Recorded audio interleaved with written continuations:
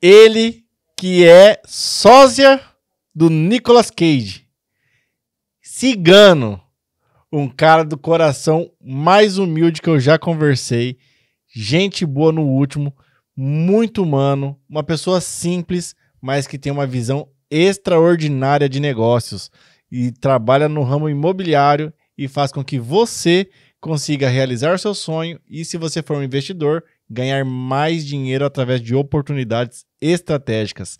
Olá, sejam bem-vindos ao Podcast, o podcast de empreendedorismo regional. Aqui nós vamos trazer para vocês histórias de pessoas que vão nos inspirar e também contar em detalhes como foi a sua trajetória. Seja muito bem-vindo, meu amigo Sérgio Marques. Obrigado, Rick. Obrigado pela oportunidade. É uma honra estar aqui nesse momento e espero poder contar minha história aí brevemente para você, fazer alguns relatos, toda a minha trajetória. Vai sim, meu irmão, com certeza. E essa questão aí do Nicolas Cage, né, aconteceu realmente. Eu estava num açougue e a menina falou que eu parecia o ator. Nossa, até hoje é motivo de resenha e sarro lá em casa. Seja muito bem-vindo. Fica à vontade aí com o coffee do nosso amigo Vini Bortolini, lá do Cláudia Bolos Doces Salgados, que é do BNI. Ótimo, eu conheço. A dona Cláudia tem uma mão maravilhosa, fez essas receitas maravilhosas. Muito obrigado aí pelo patrocínio. Trabalha com coffee break corporativo, trabalha com toda a parte de coquetéis também. Então você aí quer fazer um evento, um aniversário, comemoração, até mesmo pedir um salgado na sua empresa, entre em contato com o Cláudia Bolos Doces Salgados. Agradecer nosso amigo Sérgio Marques, contribuindo aí com o nosso podcast também, incentivando o nosso negócio.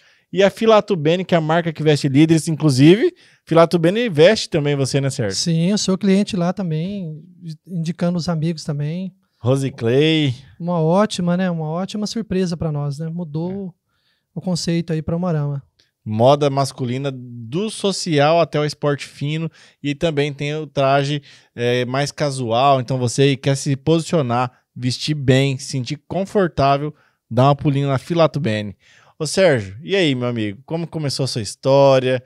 De onde você vem? Você nasceu aonde? Qual foi seu primeiro emprego, seu primeiro trabalho, seu primeiro contato com o mercado de trabalho?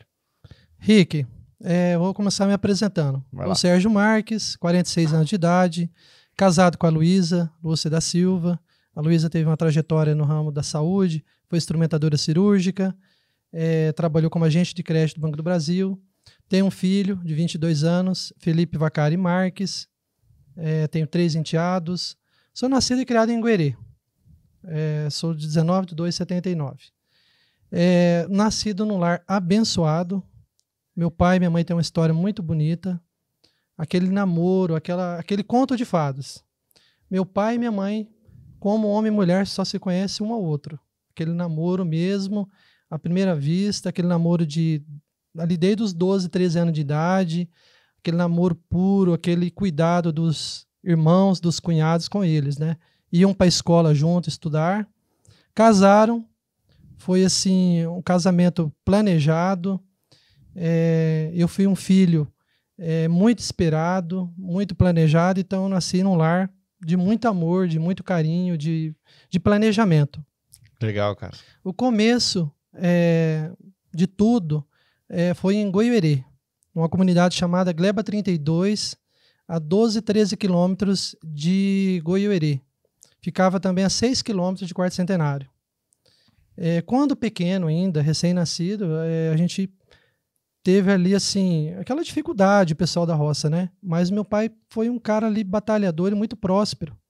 Conseguiu comprar carro do ano, que naquela época era Fusca, era Brasília, vaca leiteira, dinheiro no banco. Foi assim, anos dourados. E quando a gente ia para uma festa, um casamento, meu pai levava a gente para um alfaiate. Ele ia lá e mandava fazer roupa social. Desde pequenininho eu tenho as fotos ali, eu de social, as minhas irmãs. Então, assim, ele deu tudo bom e do melhor. Que legal. Proporcionou bastante coisa. Os anos foi passando, a gente foi crescendo, as coisas não teve mais esses anos dourados. Né? A dificuldade foi impostas para nós algumas dificuldades, crises, né, de falta de chuva de pedra, má administração mesmo também, né? Então, ali dos 10 até os 16 anos, foi difícil morar na roça. As coisas mudaram muito. Mas nesse prisma aí, eu vou voltar um pouquinho. Quando eu tinha 4, 5 anos de idade, o meu avô comprou uma terra de um senhor de Moreira Salles. Eu ia te perguntar, a propriedade que vocês moravam era de vocês? Era uma propriedade de terceiros? Como que era? Sim, o meu pai, né, era vizinho de sítio do sogro, né? Uhum. Então, assim, meu avô pro lado de pai era Hermelino Marques. Uhum. E meu avô era Joaquim Evangelista Neto, conhecido como Sr. Nenê. Então, assim, meu avô tinha acho que 27 alqueires de terra roxa ali. Hoje, ali, o valor da terra ali é expressivo, em torno de 4.000 sacas de soja, né, por alqueire, terra roxa. Uma terra muito produtiva, né? Terra produtiva. E meu avô tinha um pedaço menor, acho que coisa de 11, 13 alqueires, coisa assim. E todo mundo, assim, muito trabalhador, né? Pro lado do meu pai são em 10 irmãos e pro lado da minha mãe 7 irmãos. Então aquele pessoal trabalhou, prosperou. O meu avô adquiriu tanto dinheiro que conseguiu comprar 100 alqueires de terra em Coromandel. Acho que por volta do ano de 83. Eu sou de 79, eu tinha 4 anos de idade. Uhum. Fomos morar em Coromandel, Minas Gerais. Caramba, que mudança, hein? Mudança. Aí, assim, um lugar assim, tem assim vagas, né? Com 84 eu tenho assim alguns flashes, né? Dessa época. Eu só lembro que eu fui lavar um trator que estava na garagem. E eu lavei tanto esse trator que eu enchi o tanque, o lugar que era combustível, enchi de água. Onde era o óleo de kart, coloquei água, rapaz. Você imagina, né? Você imagina, correndo até hoje para levar surra. Mas não fundiu, não? Não, porque eu avisei, falei, pai, olha, pai, olha aqui para você ver, pai, eu caprichei aqui, lavei o trator pro senhor, olha, tá limpinho, né? Coloquei água aqui, coloquei água aqui. Na inocência, né? Entendi. Então, assim, porque eu via quando eles ligavam o trator, meu avô falava, olha, observa certinho o nível de óleo, abastece, né? Vê se tem água. E aí eu quis já fazer isso, né? Quis dar um ali de frentista, né? De mecânico. Mas eu sei que a propriedade era, assim, poucos quilômetros da cidade, chamada Coromandel. E o trajeto tinha fazendas de café, tinha lavouras tinha várias plantações de manga e tinha uma serra chamada Serra do Zico. E tinha uma cachoeira chamada Véu de Noiva. Uhum. Então eu lembro que meu avô... Eu vi as fotos, muito bonito. Sim. Eu lembro que eu escutava esses comentários, não sei se especificamente é ali, mas eles falavam assim, olha, essa cachoeira parece um véu de noiva. E ficou batizado como Véu de Noiva também. Uhum. E eu sei que eles assim trabalharam muito plantando arroz, né? E eu sei que eles tinham lá uns barracos de lona e tarimba, né? Você falava tarimba é o lugar onde eles dormiam. Eu sei que tinha lobos também, que à noite tentavam rasgar ali o plástico, né? Então, assim, eles ficaram um bom período ali, sabe? Ficou um bom período, mas o meu avô vendeu essas terras e foi comprar em Goiás. Meu tio José Marques, acho que o terceiro ali dos irmãos, numa família de 10, falou para ele que, através da igreja, tinha uns irmãos e que estava lá em Goiás. E foi ali para a região de Campo Norte, que eles compraram um pedaço de terra. Meu avô vendeu e retornou para o Paraná, porque todo mundo também queria retornar para o Paraná, não tinha se adaptado em Minas Gerais. E eu sei que eles iam trabalhar e era para eles posarem lá nessa terra, lá no arrendamento, lá na terra, né? Uhum. Eles acabaram arrendando também mais terras dos vizinhos. Só que todo dia à noite eles queriam estar junto com as esposas, eles não queriam ficar lá. Aí meu avô falou assim, olha, não compensa, né? Vocês já fizeram o custo, todo dia vai cedo para a roça e à noite vocês querem estar aqui, vocês têm que trabalhar pelo menos de segunda a quinta ou de segunda a sexta, pelo menos. Sei que em determinado momento aconteceu essa venda, meu avô pegou uma parte do dinheiro, investiu em Goiás e voltou para o Paraná. No Paraná é onde teve algumas oscilações, ele plantou feijão, teve ano que ele perdeu por estragar o feijão devido à umidade, né? A turma chama de caroncho, né? E aí foi uma sucessão de coisas. Ele se acomodou, adquiriu talvez, acho que uma situação financeira que assim, bom, vamos tirar um pouco o pé e vou deixar os filhos administrar. Uhum.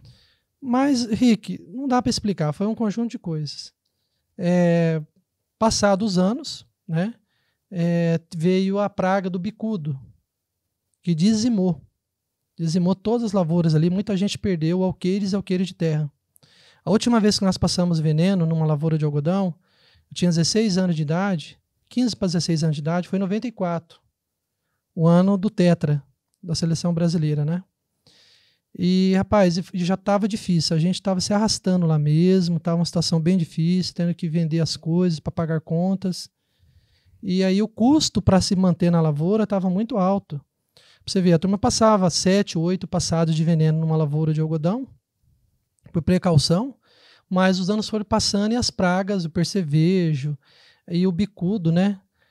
Foi assim, nós que tínhamos menos condições, nós passamos veneno na lavoura 22 vezes. Quem tinha mais condições, equipamentos, Nossa. maquinário, passaram veneno 30 vezes na lavoura. Então assim encareceu muito. Entendi. Resumindo, teve um ano que a gente perdeu chuva de pedra. Meu pai foi plantar algodão, era no dia 6 de janeiro. Mesmo assim, ainda colheu 350 arrobas de algodão. Na época, era normal a pessoa colher 450, 480, 500, até 600 arrobas de algodão. De acordo com a qualidade do solo, de acordo com o investimento, com os nutrientes, com os cuidados que a pessoa tinha. Uhum. E tem os famosos corredor de chuva, né? Então, assim, eu nunca fui ligado, assim, ao gado leiteiro, né? Eu sempre tive contato ali com o milho, com a cultura do algodão, do soja, arroz também, nós chegou a plantar também, mais para o consumo, né? Vendemos a terra, não deu, foi malemar para pagar as contas. Perdemos tudo que tinha. Torrou o capital. Torrou o capital. Fomos morar em Goiuerê. Uhum. A minha mãe foi trabalhar. Voltou para Goiuerê, ou não? Eu morava na área rural, né? Tá. Aí foi 12 pra quilômetros. cidade de fato. Isso, fomos pra cidade de fato. Uhum. Mas assim, sabe, coração na mão, porque a gente morava na roça, tem aquela qualidade de vida, tem aquele ar bucólico, né? Aquela coisa assim, nostálgica. E assim, a agitação da cidade, uma casa acima da outra. Eu falei assim, pai, será que a gente vai acostumar? Qualquer coisa eu vou trabalhar de tratorista, vou trabalhar na diária para as pessoas, mas pai, eu não queria ir para a roça. E eu tinha um sonho, eu tinha vontade, eu me via sendo engenheiro agrônomo. Porque quando eu estava na roça tinha aquele dia de campo, o pessoal apresentava algumas técnicas para a gente melhorar a produção, né? Então, quando tinha aqueles dias de campo, o pessoal vinha trazer brindes para nós, trazia camisetas, trazia boné, dava churrasco, baralho, jogo dominó, enfim, vários brindes. Uhum. E eu via ali o cara assim, sempre andando em carro bom, caminhonete, e os caras ganhavam bem, né? Um engenheiro agrônomo até hoje ganha muito bem. Então você vê, a coisa vai mudando, a vida vai impondo. Aquilo te despertou. Despertou. Eu falei, pai, eu quero ser engenheiro agrônomo. Mas a realidade era outra, porque o engenheiro agrônomo, eu acho que até hoje estuda em período integral. Uhum. Como que eu ia ser engenheiro agrônomo se eu tinha que trabalhar e levar sustento para dentro de casa? Você era parte da renda. Era parte da renda, as irmãs eram menores. Uhum. Aí, E além de ser parte da renda, para estudar tem que pagar. sim, exatamente. Aí fomos morar na cidade. Morar na cidade, alugamos uma casa simples, uma casa de madeira no bairro Bom. Minha mãe já arrumou um serviço para trabalhar na casa do Dacir da Rosa, do restaurante Minas Brasil em Umarama. Nós tivemos um contato com ele lá em Goiuerê. Ele veio de lá também? Veio de lá. Uma história muito bonita, uma pessoa no qual eu sou eternamente agradecido, uma pessoa que eu me espelhei muito para ser, assim, uma pessoa correta, uma pessoa simples, né, no gesto, no trato com as pessoas, né? O Dacir tem uma história muito bacana. O Dacir, desde pequeno, desde os 13, 14 anos, trabalhou num restaurante lá em Goiuerê chamado Ouro Branco. Era um restaurante muito famoso, servia pratos à la carte, tudo assim, na etiqueta, sabe? Então ele começou ali de baixo aprendendo, né? Uhum. E aí ele foi trabalhando em restaurantes, aí ele acabou montando o próprio negócio, um negócio muito próspero mesmo lá em Goiuerê. Ah, ele montou lá também? E ele tinha lá, chamava-se Dacir Restaurante e Lanchonete. Ficava localizado na rua Guimarães Rosa, se eu não me engano, número 606.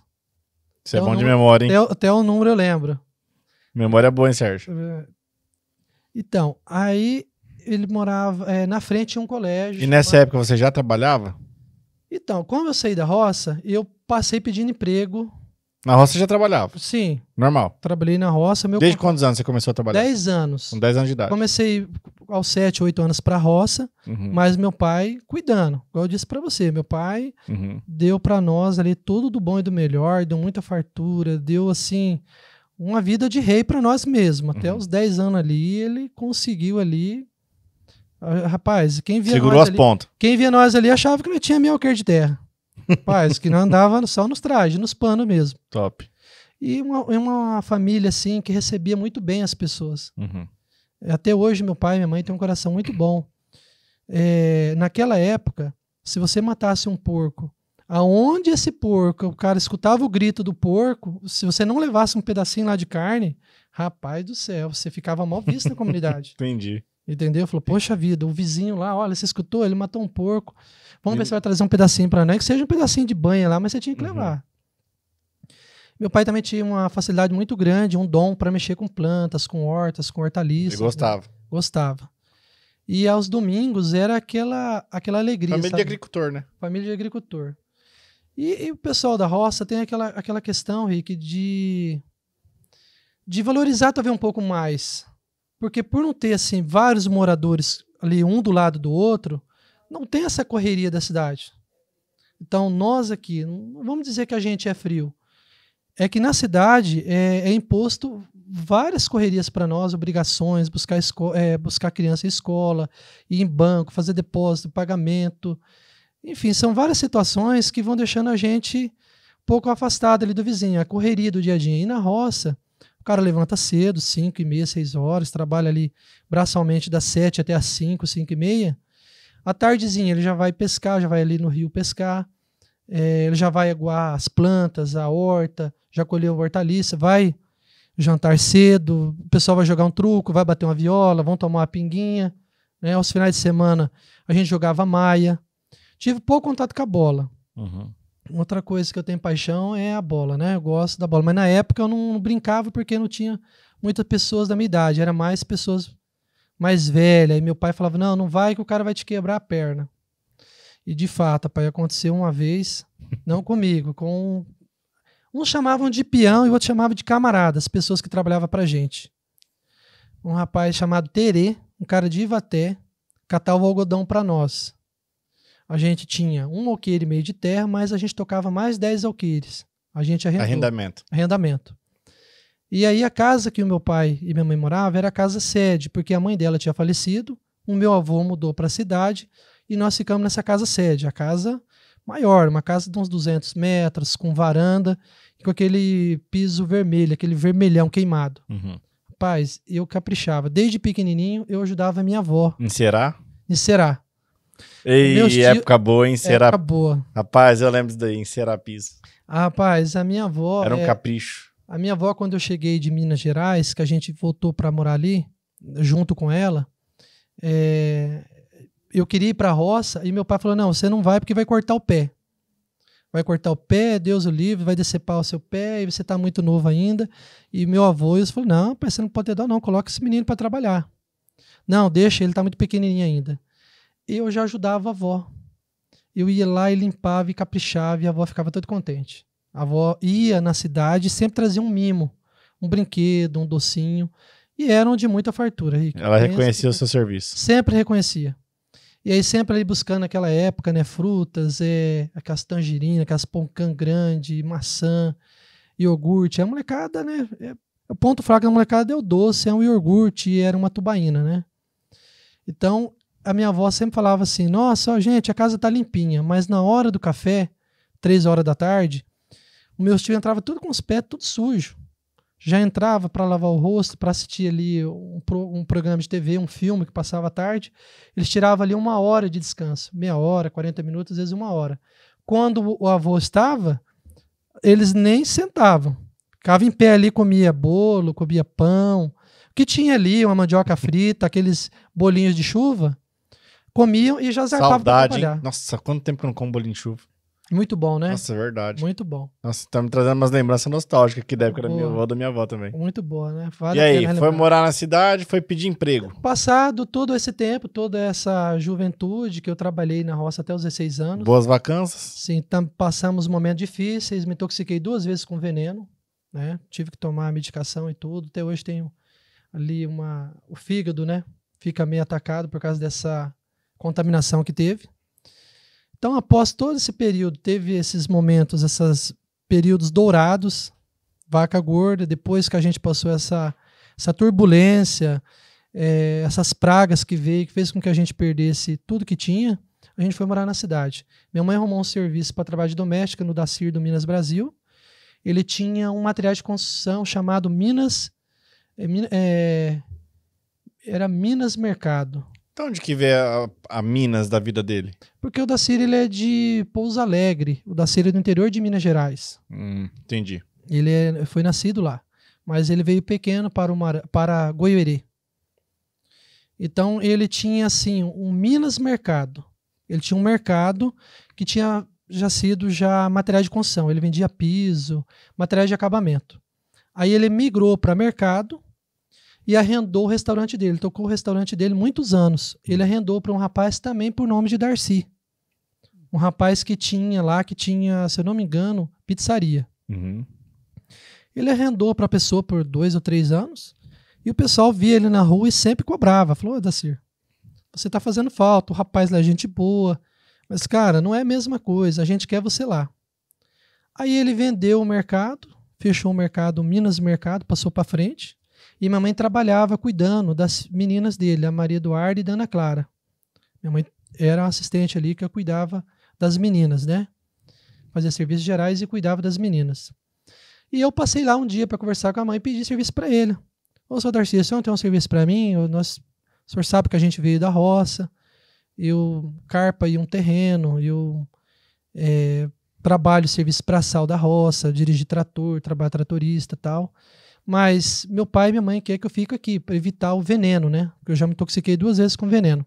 Ele falou, rapaz, eu vou pegar um restaurante que vai vencer lá o arrendamento e eu vou fazer um teste em você, para você trabalhar de garçom comigo. Ok, fechou então. Aí o meu tio, na época, era o Marcos Martins, ele era editor, ele trabalhava no jornal lá. E ele conversou com um amigo lá que tinha um jornal e ele falou, olha, vou arrumar pro Sérgio vender assinatura de jornal. Rapaz, eu bati o pé, cara, a cidade toda. Mas, rapaz, eu trabalhei 30 dias e não vendi uma assinatura. Sério? Sério. Não tinha o dom? E o pessoal, todo mundo já falou, não, eu já sou cliente, eu já tenho assinatura. Já estava dominado o mercado. Já estava dominado. Entendi. E eu cheguei no rapaz e falei, cara, todo mundo já é cliente. E os que não são clientes, falou que vai na banca e compra. Entendi.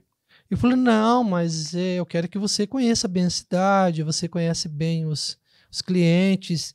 Aquele que não for renovar a assinatura, com a sua visita, sua abordagem aí simples, né, que você é um menino batalhador, tem uma família, tem uma história aí, né, que você veio da roça, você vai cativar o pessoal a renovar. E é assim mesmo, você está começando agora, você já vai desanimar com 30 dias? Cara, aí trabalhando, ali acho que foi com o 2º mês, acho que acabou vendendo ali umas 2 ou 3 assinaturas, mas o pessoal ia até ele, não fechava comigo.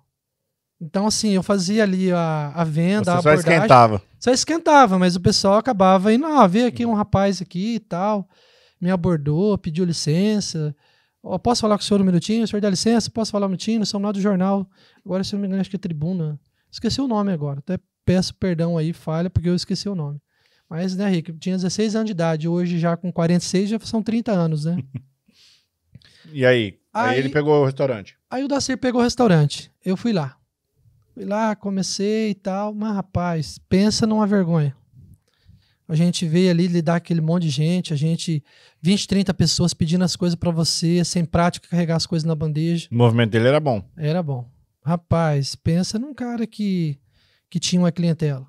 Você teve um treinamento? Como que foi? Aí ele falou assim, Sérgio, se mantém tranquilo, fala pras pessoas que comida tenha contento, que você tá começando agora, que tenha paciência, que vai atender certinho.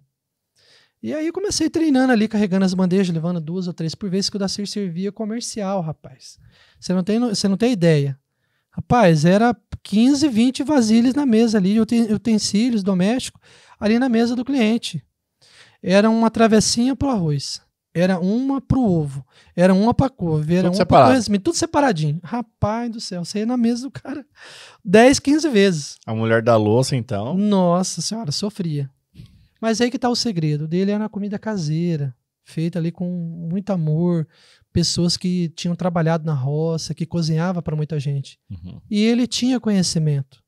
O Dacir, ele sempre trabalhou com muito amor, com muito carinho, dedicação. Então ele tem uma história muito bonita, o Dacir. Foi lá que vocês receberam o Ratinho Júnior? Não, foi um Marama. Foi um Marama. Foi Marama, muitos anos depois.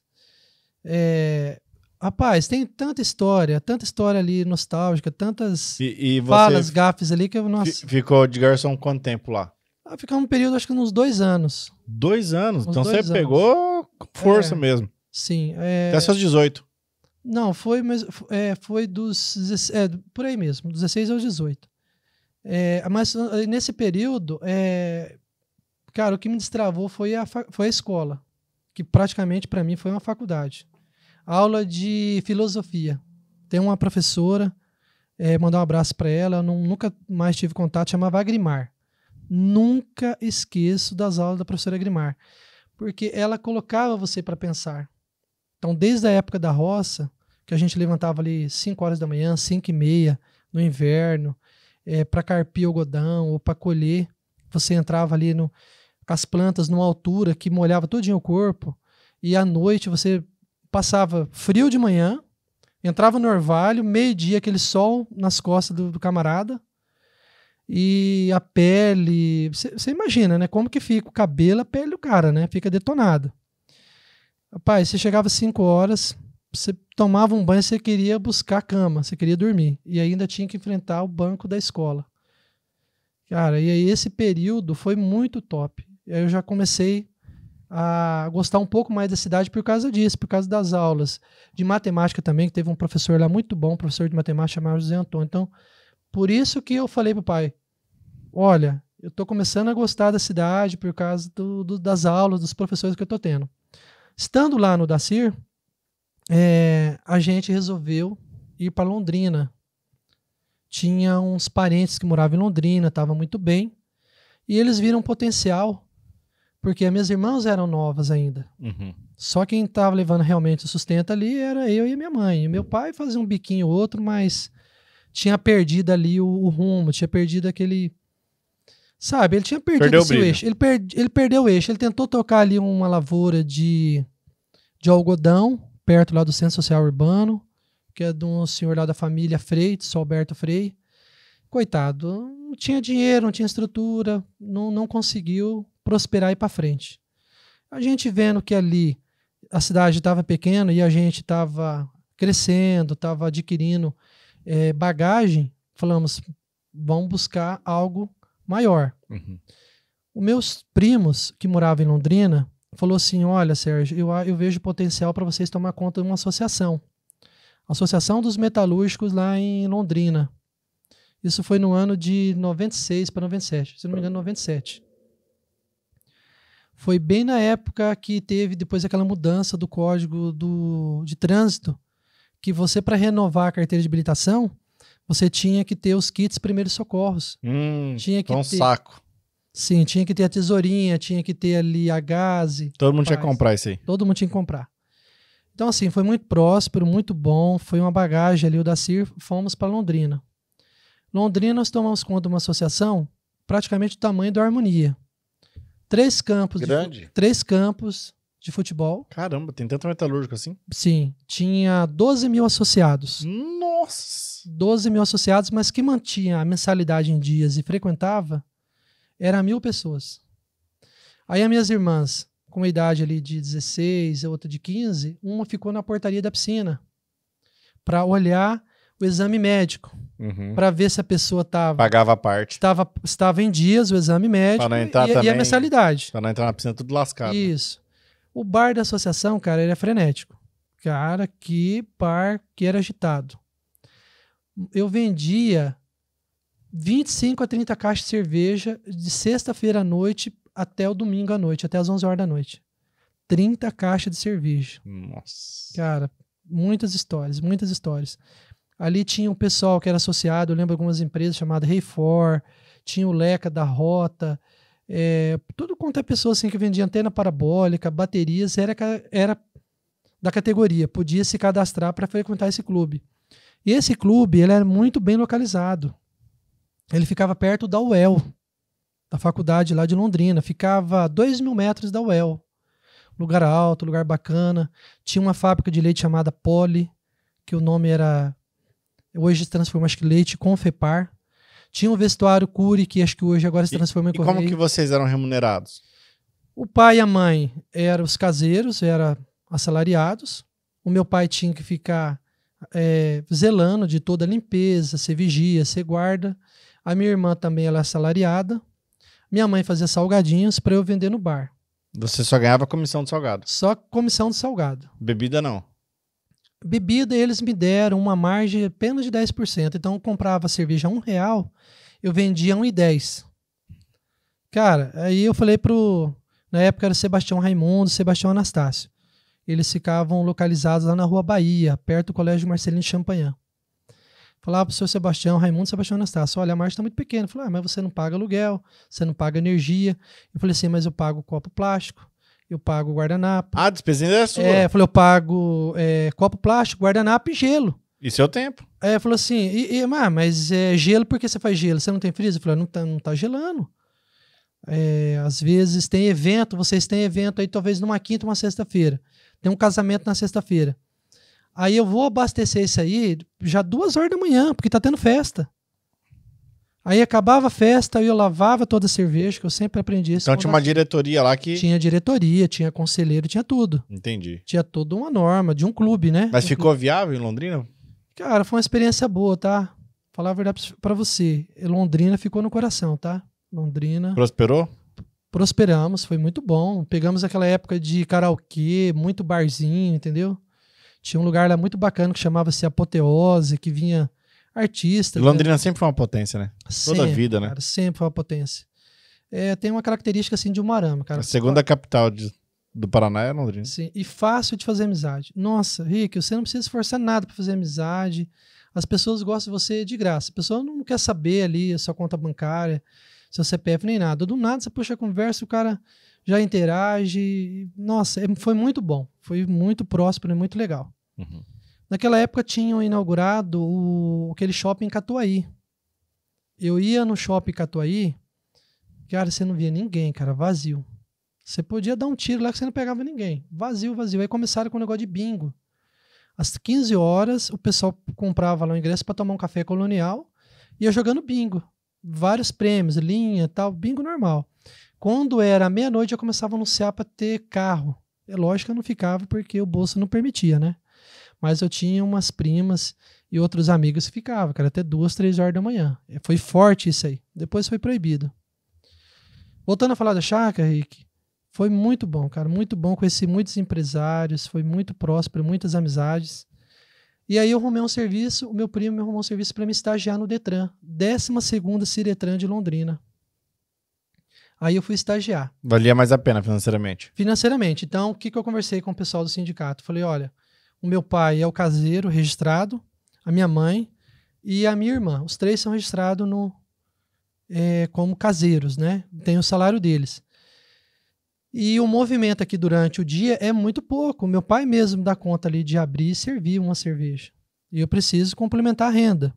Fui estagiar no Detran. Eu entrava 8h30, por aí. Era acho que 8, 8h30 que entrava. E eu peguei esse período de grande fluxo de gente renovando a carteira. E aí meu primo e a gerente na época falou assim, Sérgio, nós estamos chamando você aqui para você mudar essa ideia do funcionário público.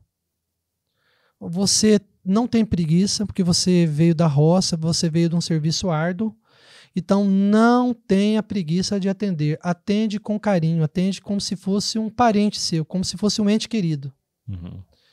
Aí, Rick, eu peguei algumas folhas de sulfite, deixava do lado a caneta, a pessoa chegava ali, eu procurava o nome da pessoa. Eu falava, amigo, não está aqui. Tinha um fichário e eu procurava a pessoa ali pelo A, pela ordem alfabética, né?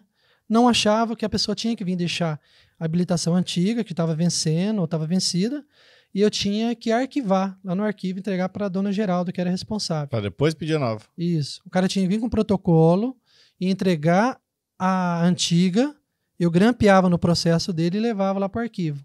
Entregava a nova para ele. Ah, já era na hora. Já era na hora. Eu pegava ali o protocolo e ele assinava. Uhum. Data e assinava a hora que recebeu. Recebi, data tal. Tirava a habilitação nova, entregava para ele. E a antiga, eu tinha que ficar com ela. Por N motivos, as pessoas vinham e não encontravam. Talvez a gente estava lá na impressão ainda, que a gente tinha que uma guilhotina para cortar, para alinhar e colocar certinho, né? Tava na impressão. É uma demanda muito grande. Rick, eu atendia 350 pessoas por dia. Caramba! 350 pessoas por dia. Tinha que ser muito rápido. Tinha que ser muito rápido. Algumas pessoas... E o horário do Detran é um horário mais curto, né? Se eu não me engano, acho que era 16 horas, era 16, depois esticou para 16h30 ou 17 horas. Coisa assim, eu não lembro bem. Inicia às 9 da manhã? Acho que era das 8h30 eu chegava, começava às 9, das 9 até às 16. Caramba, é muita gente. É. Todo dia? Todo dia. Aí eu falava assim, rapaz, pelo amor de Deus, dá uma olhadinha de novo. Cara, eu não achei. Deixa eu dar mais uma olhadinha. Aí você via a expressão das pessoas. Você tá ali na frente, hoje, quando a gente vai lá no nosso evento no BNI, ali você consegue ver tudo, né? Quando tem aquele momento pra gente falar, você consegue ver a expressão de todo mundo, né? A positiva, o negativo, enfim. E eu vi as pessoas ali, sabe, ansiosas, gesticulando, que tava com pressa, porque tinha um mototáxi ali esperando, ou tinha um Uber, ou tinha um ônibus para pegar. E era longe, porque Londrina e Ibiporã são cidades vizinhas. E nessa hora você tinha o poder na mão. Mas o cara acelerava. Eu falei, pessoal, fique tranquilo que eu já vou dar mais uma olhadinha aqui. Eu era comunicativo.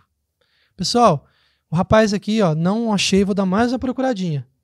Campeão, tá aqui a caneta aqui, marca o seu nome e telefone. Se você quiser esperar, deixa eu atender umas 10 pessoas, pelo menos, pra gente procurar de novo. Marca o seu nome e telefone aqui pra mim. O cara marcava ali o nome certinho, o protocolo, eu falava pra dona Geralda, pro pessoal, dá uma olhadinha se essa carteira tá aqui, ó, Rick Gás, um exemplo. Ó, não achei aqui o Rick Gás. Dá uma procuradinha se tá ali já na impressão, se já tá ali já no jeito de cortar pra não entregar pro rapaz. Aí dali uns 2, 3 minutinhos, Sérgio, eu vou fazer aqui, já vou entregar. Aí o cara ficava todo contente. Fazia ali, entrega, de repente o outro ali. Ah, amigão, não achei aqui a sua carteira, não tá aqui. E aí os colegas do lado balançavam a cabeça e ria. Ô Sérgio, para com isso, cara, não tem, manda o cara voltar depois.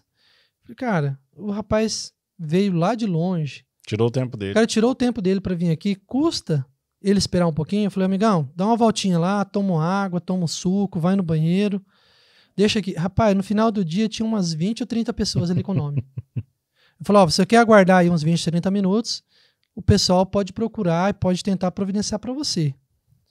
E aí alguns esperavam, outros não. Resumo da ópera. Todo evento que tinha happy hour, eu tava no meio, os caras chamavam. Umas 4 autoescolas ficou de olho em mim. Começou a ficar de olho em mim, porque eu tinha mais disposição, que eu tinha um carinho. Destaquei. Quem faz mais é notado. Sim, pedia por gentileza, por favor, e enfim, né, aquela criação que a gente teve lá, né, dos pais, né. Rick, quando eu saí de lá, rapaz, fizeram uma despedida, fizeram caricatura, usava cavanhaque na época, aí fizeram lá tipo um Homem da Pedra. E assim, cara, tanto testemunho, tantas mensagens assim que massageou o ego mesmo, sabe? Massageou a alma mesmo, né? Legal. Então, assim, mais uma vez, a gente virou cigano, né? Era de Goerê, foi para Coromandel, Minas Gerais. De Coromandel, Minas Gerais, a gente voltou para Goerê, veio morar na área rural. Da área rural, nós fomos para a urbana, mas antes chegamos a morar em Rancho Alegre, um período curto, um arrendamento de terra que meu avô teve. Rancho Alegre é perto de Juranda, né? Então, não sei se você conhece lá, é bem pertinho. Então a gente morou lá um período curto lá. Depois foi morar em Londrina, e de Londrina nós fomos para Campo Norte, Goiás. Nossa, nem veio para Morama ainda. Nem veio. Eu já tava lá de Londrina nós fomos para Campo Norte. Certo. Um irmão do meu pai, aquele lá, o José Marques, que lá atrás, você lembra que eu falei que eles tinham uma terra lá em Coromandel? Sim. E eles venderam um pedaço de terra, e meu tio tinha comprado lá um pedaço de terra lá. E passou todo esse tempo, meu tio também foi muito próspero, meu tio se tornou sócio dos patrões. Os patrões na época tinham todos os ramos de atividade. Tinha escritório de contabilidade, loja de roupa, gráfica, eles eram investidores. A profissão deles, a formação era contabilidade, mas tinha uma área rural, e o meu tio foi instigando, foi motivando eles a adquirir terras e mexer com lavoura. Aí meu tio falava assim, era Ariovaldo. Ariovaldo, Marivaldo, olha, compra um pedaço de terra, vamos investir aqui, vamos plantar, essas terras são produtivas. Então meu tio foi adquirindo assim muita confiança. Meu tio era da igreja deles, da congregação cristã. E assim, meu tio foi o braço direito deles. Aí eles montaram um mercado e o meu tio acabou comprando a parte de alguns sócios. O mercado lá chamava-se Superbox da Economia. Era um mercado num porte médio, 14, 15 colaboradores, mas, rapaz, era fervendo de gente o mercado.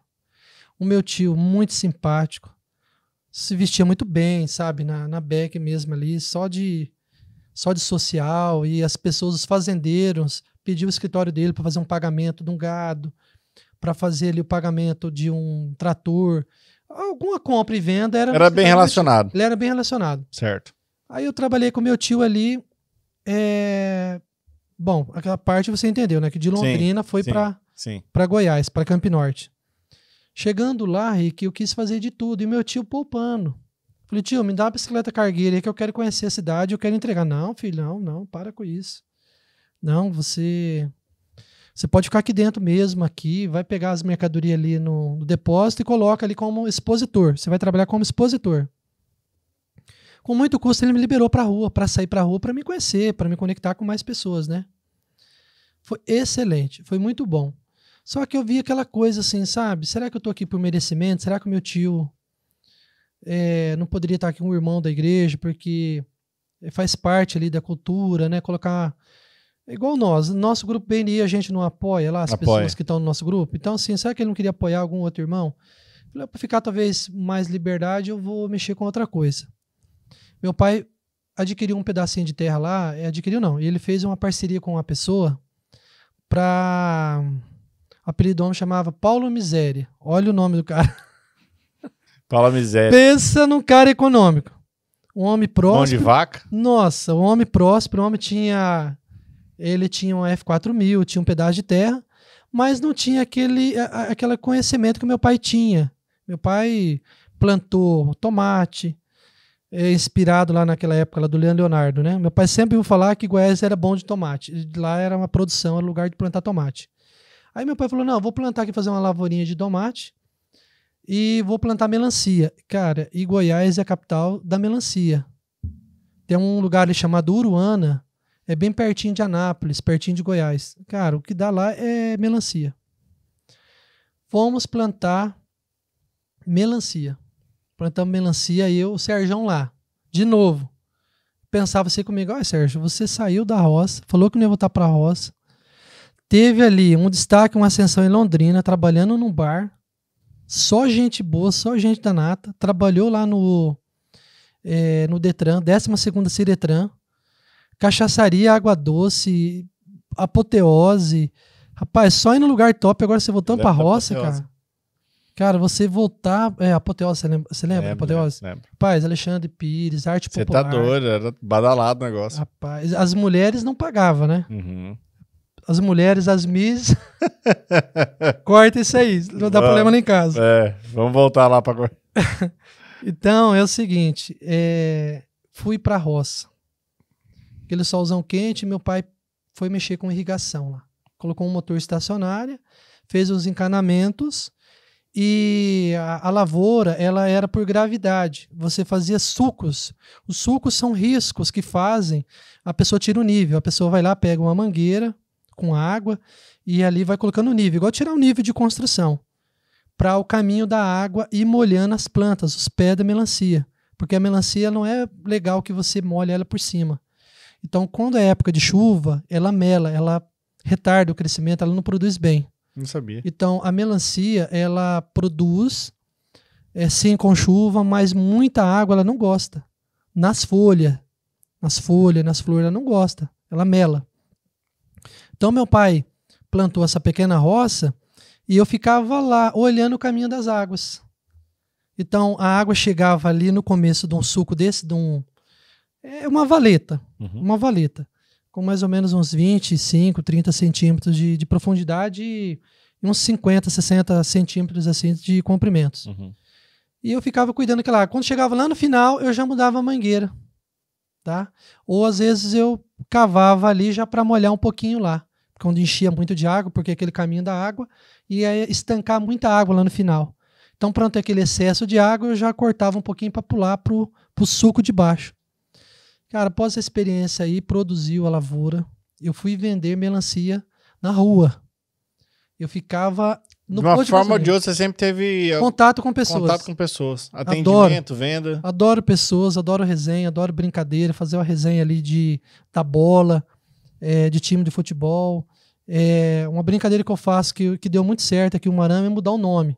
Uhum. Chamar você, por exemplo, Gabriel Vargas, ou Gabriel Vargas, que você se parece. Uhum. Ninguém gosta que muda de nome, por mais chique o cara seja, aí outros eu levo na boa. Ô, cara, se eu fosse esse cara aí, nossa, ganhei o dia. Então eu não era muito de pôr apelido. Uhum. Eu aprendi essa questão, chamar você de Gobo, chamar o Gobo de Rick Gazi, né? Uhum. Então deu certo e foi assim uma forma que eu arrumei assim de quebrar o gelo. Legal. Rick, após essa experiência, vendeu melancia pra caramba? Vendemos bastante melancia, fazer feira e tudo, foi muito legal. Tem um tio que morava em Sertaneja, chamava João Marques, transporte J. Marques, ele passava por lá. Ele passava por lá e eu falei para ele, tio, eu tô muito parado. Olha para você ver quantas viagens eu fiz. O homem não pode ficar parado, o homem tem que descobrir o Brasil. Estão falando muito bem de Palmas, Tocantins. Ele falava de Imperatriz do Maranhão, ele falava de Balsas, ele falava de vários lugares que era bom. Ele falou, Sérgio, você tem que ir buscar realmente novos caminhos, cara. Você estava em Londrina, olha que cidadão que é Londrina, agora você veio aqui para Goiás. Eu falei, tio, eu vim pela qualidade de vida, me identifiquei com a cidade, com as pessoas. E no fundo, eu queria fazer de novo esse misto de emoções. Uhum. Goiânia é uma cidade que era para ter 70, 80 mil habitantes, ficou parada ali em torno de 30 ou 32 mil habitantes. Fui para Londrina, que na época acho que tinha uns 300 mil habitantes. Quis voltar para uma cidadezinha de 9 mil habitantes, 7, 8 mil habitantes, não tinha mais que 9 mil habitantes.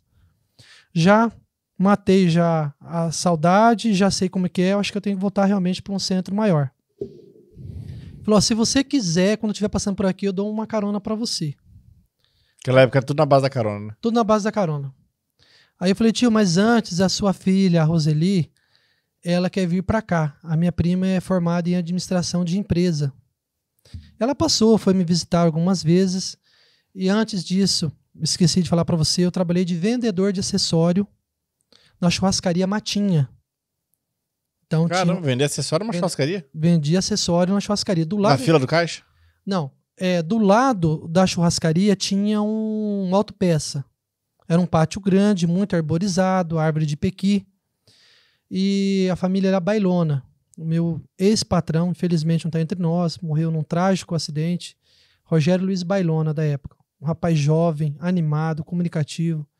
1000%. O cara, sabe aquele cara boa pinta, boa praça? Ele me viu lá vendendo melancia. E conhecia minhas irmãs, as minhas irmãs por sinal, né? Muito bonitas. Trabalhava numa loja da cidade lá, uma loja assim que era grife. Pensa aqui na loja mais cara de Umuarama, na grife mais cara de Umuarama. Uhum. Minha irmã trabalhava nessa loja. Ela chamava-se Pose Modas.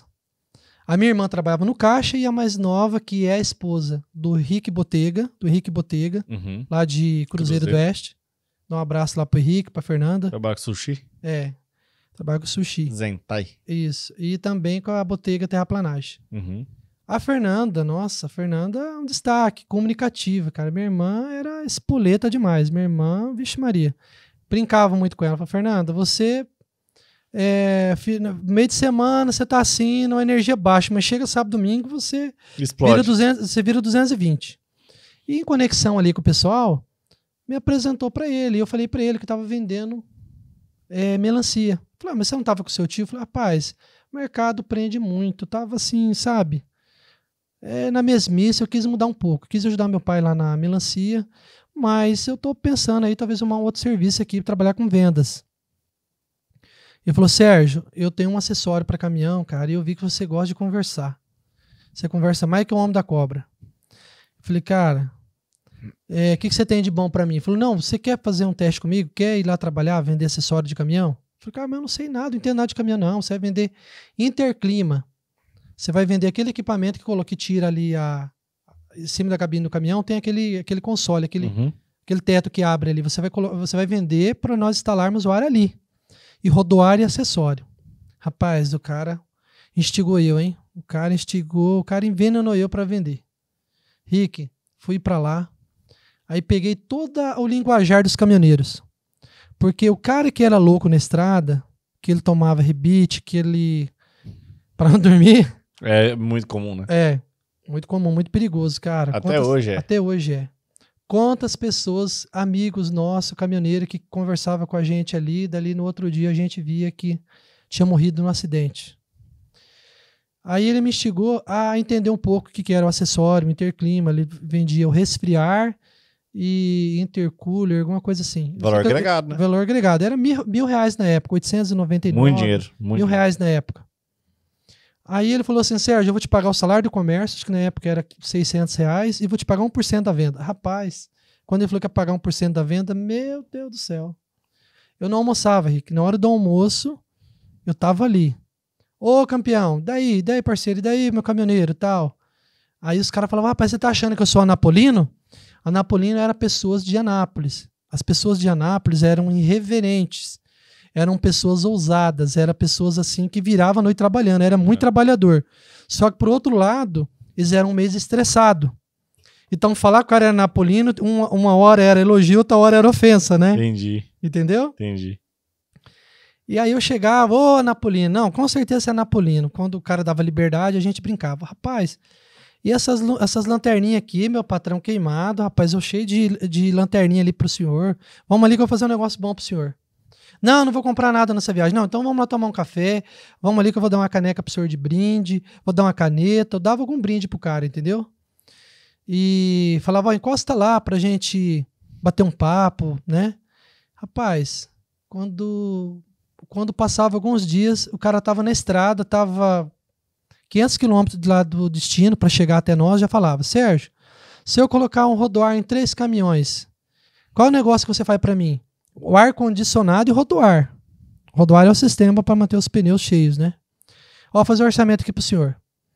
Aí, ó, fica X. Não, então faz o seguinte. Amanhã é domingo, cara, acho que não tem ninguém. Aí eu já chegava lá dos meninos. Galera, ó, 3 caminhões para amanhã. E daí, vamos ou não vamos? Ah, bora, vamos trabalhar. Já animava. Tinha um cara que tinha vindo de Santa Catarina. Meu Deus do céu, o cara instalava ar até 2, 3 horas da manhã. Rick, eu matava a aula. Quantas vezes o meu pai vinha lá na churrascaria para ver se não tinha acontecido alguma coisa? Eu pegava e ia de bicicleta. Às vezes eu não queria carona, eu queria manter ali, né, uma atividade física, porque eu ficava o dia inteiro em pé. Eu ia de bicicleta. Algumas vezes eu pegava carona, outras vezes eu ia de bicicleta mesmo. Aí, assim, algumas vezes eu chegava em casa 10 horas da noite, você imagina, rodovia, plana, reta, andar ali 6, 7 quilômetros na rodovia. E as carretas, 1000 por hora. Né? Moendo. E aí o pai algumas vezes foi atrás de mim. Ô Sérgio, você até agora, filho, trabalhando, pai, tem que trabalhar, porque esse mês vai dar bom, eu fechei uns negócios, sabe? Aquela empolgação, igual criança pequena quando você dá uma tarefa para fazer, né? A comissão te brilhou o olho. A comissão brilhou o olho. Rick, aí eu comecei a vender muito, o patrão na época falou, Sérgio, o seu salário aqui vai ser muito grande, os caras vão ficar com muita inveja. Aí eu falei, sério mesmo, cara? Aquilo foi um banho de água fria. Foi um mês ou dois só que pagou o salário em dia. Aí ele falou, não, Sérgio, olha, vou fazer um negócio bom pra você, vou fazer assim, assim, assim, e aí, assim, porque tem muita gente que falou comigo e acabou fechando com você. Cara, mas você tá lá na churrascaria, você tá na cidade, você tá vendo outras coisas, terra, fazenda. Não sou eu que sou o seu segundo olho aqui dentro, o seu segundo braço aqui dentro? Cara, olha que eu dou sangue. É pra gente, o horário comercial é 6 horas. Quantas vezes você viu você daqui 10 horas da noite? 10 e pouco. É pra gente trabalhar domingo? Eu não venho abrir acessório de domingo? Cara, eu pensei comigo, falei, cara, isso aqui já é um sinal pra mim. Eu vou pra Palmas, Tocantins. Aí a minha prima falou, não, vamos primeiro pra Porangatu. Olha pra você ver se eu não sou cigano mesmo. Já foi 1h20 de resenha, acho que o Sérgio vai ter que ter parte 2, parte 3. Olha pra você ver, Rick. Eu falei pra você, Rick, não adianta ir lá fazer o podcast não, cara. O homem tem história, hein? 46 anos, cara. 46 anos de idade, você imagina. Desde os 10 anos trabalhando. E aí? Vamos pra Porangatu. Rick, que cidade gostosa, maravilhosa. Onde Porangatu. Porangatu fica na divisa com Tocantins. Certo. Uma cidade parecidíssima com Marama, com um lago, com tudo, cara. Padrão de vida legal, sabe, assim, das pessoas, pessoal de classe média alta. Não consegui me encaixar no mercado de trabalho. Pegamos uma fase, Rick, difícil, sem qualificação profissional. Tudo bem, tinha carteira de motorista. Não tinha carteira de motorista ainda, tá? Naquela época o currículo era muito importante. Era muito importante, mas assim, um padrinho, você chegou novo na cidade. A gente foi com a cara e a coragem. Pouco dinheiro no bolso, alugamos uma casa, tava eu, tava minha prima Roseli, tava um rapaz de sertaneja e a irmã dele, era Renato e a Gisele. Renato Vascaíno. Rachava tudo? Rachava tudo, cara, mas a única coisa de bom que teve lá foi uma festa que teve. Nós conhecemos umas pessoas, resolvemos fazer uma galinhada. Aí você imagina o duplo sentido que deu, né? Chamamos lá umas 5, 6 pessoas para fazer um arroz, um prato lá com o nome, né? Vai colocando os ingredientes e o arroz, o frango ali e galinhada. Aí uns caras, foi falando, foi divulgando, o pessoal foi divulgando na cidade. Rick, eu acho que deu umas 300 pessoas na casa que a gente morava. Nossa! Aí aquilo deu um gás assim, a gente se sentiu um pouco importante. Falei, gente, nós aqui dormindo no chão, com uma TV velhinha ali, com uma geladeirinha também. Não tinha comida pra todo mundo, né? Como é que vai fazer? Aí o pessoal foi tomar cerveja lá, ligar o som lá, o pessoal fazer competição de som, né? E o pessoal trazendo caixa de cerveja e ficou lá. Mas aí depois a realidade, no outro dia seguinte, gente, isso aqui, vocês viram só os carrão que tava aí, né? Só nave. Ali só tinha filhinho de papai. Vamos ver se alguém hoje vai dar um serviço para nós. Gente, é uma cidade muito boa, mas não dá para nós, não. Ficamos um período lá. Ficamos acho que menos de um mês. Falei, gente, vocês querem ficar aí? Eu tô partindo, tô indo embora. Fui para Palmas, Tocantins com R$60 no bolso. Um amigo meu, chamado Vaninho, falou assim, Sérgio, eu tenho um tio que ele é pedreiro, ele mora numa cidade vizinha de Palmas, Tocantins. Chamava-se Taquaralto. É igual assim um Marama, Perobal. Até mais próximo, né? Cara, fomos na casa dessas pessoas bem humildes, bem simples, mas uma atenção, um coração gigantesco. Cheguei lá, falei assim, Sozano, eu já trabalhei assim na roça, eu não tenho preguiça de pegar braçalmente, né? Ele falou, olha, você vai carregar areia, pedra, lajota, cimento e vai rejuntar piso. Por enquanto é o que tem para você. Aí eu falei assim, um lugar pra gente ficar. Falou, ó, lá no fundo, onde eu guardo a betoneira, tem um depósito lá. Rick, imagina a cena.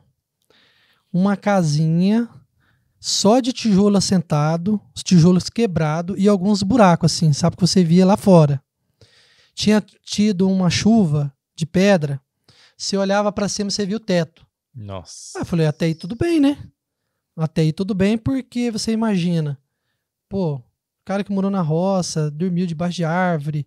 Tava preparado. Viajei com meu tio, coloquei rede para dormir debaixo do caminhão. Não era tanta novidade. Não era novidade. Falei, tranquilo. Aí, rapaz, primeira noite que fomos dormir, rapaz, não consegui dormir, rapaz, o pernilongo me devorou, cara. Rapaz, no dia seguinte, o lençol vermelho de pernilongo. Nossa. Vermelho de sangue. Aí eu falei, Suzana, acho que nós tinha que cobrir isso. Ele falou, rapaz, mas se cobrir, como é que vai ventilar lá dentro? Lá já é abafado? Porque tinha carriola, tinha ferramentas. Correu, o bicho pega, se ficar, o bicho come. Tinha ferramentas. Ele falava pra nós, meninos, 5 horas da manhã, 5 e pouco, meninos, tá na hora, acorda aí, vamos, que o café já tá saindo. Aí a gente saía, erguia ali o colchão, guardava ali, pendurava as roupas de cama, aí ele retirava a carriola, tirava os utensílios dele que ele trabalhava, né? Cara, e era aquela alegria. Trabalhando, mas assim, hoje a gente para pra pensar um pouco, mas na época eu falava assim, cara, tá 10, tá legal, tô com vida de saúde, bora, vamos pra cima, vamos trabalhar, vamos crescer nessa cidade aí. E tinha choque de cultura, Sérgio? Cada vez que você se mudava, assim, tinha uma cultura muito diferente? Rick, Deus foi abençoando. Deus foi colocando cada pessoa na minha vida, cara, tudo que... As portas eram As abertas. portas eram abertas, eram reganhadas, só pessoas boas, cara, só pessoas boas mesmo. É lógico que tem aquela pessoa que se incomoda, aquela pessoa que não tem aquela habilidade, que não gosta de pessoas, aí sente um pouco ali de inveja pela sua simplicidade, né? E trabalhei com ele lá um período, aí teve eu sempre passava pedindo emprego, falei, não vou ficar aqui não, cara, aqui eu vou ir passando pedindo emprego, material de construção, e passava no posto de gasolina, falei, cara, eu vou aprender outras profissões.